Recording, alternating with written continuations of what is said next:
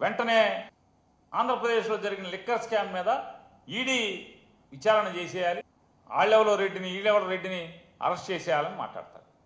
నేను ఒక్కటే వారిని అడుగుతున్నాను, ఆంధ్రప్రదేశ్ రాష్ట్రంలో లిక్కర్ వ్యాపారం జరిగినప్పుడు లేదా 2019 నుంచి 24 దాకా తమరు పల్నాడు పార్లమెంట్ సభ్యులుగా ఉన్నప్పుడు ఏం తప్పులు జరిగినాయని మీరు అనుకుంటున్నారు?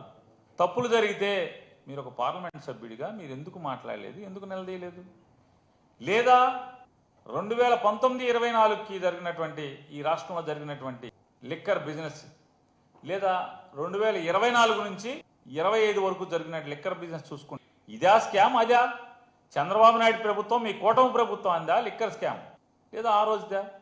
2014 నుంచి 19 దాకా ఉన్నటువంటి అంటే డిస్టిలరీస్కి ఇచ్చేటువంటి ప్రభుత్వం ఇచ్చేటువంటి రేట్ ఎంత?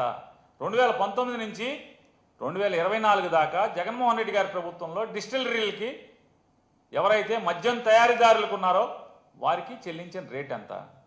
ఇవాళ చెల్లిస్తున్న రేట్ ఎంత? ఇవాళ మొత్తం షాపులన్నీ కూడా ఏ రకంగా లిక్కర్ షాపులన్నీ కూడా ఏ రకంగా అడ్డగోలుగా తెలుగుదేశం నాయకులందరూ కూడా ఏ రకంగా చెరబట్టారు.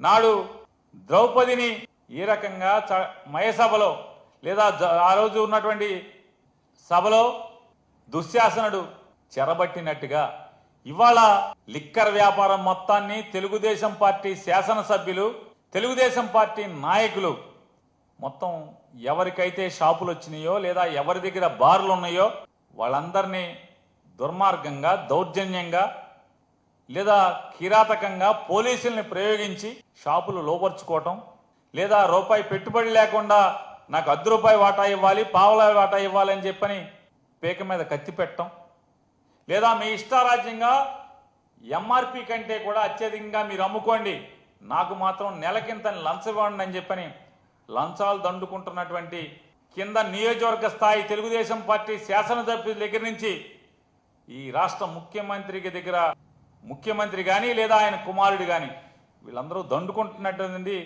ఇదా లిక్కర్ స్కామ్ అంటే?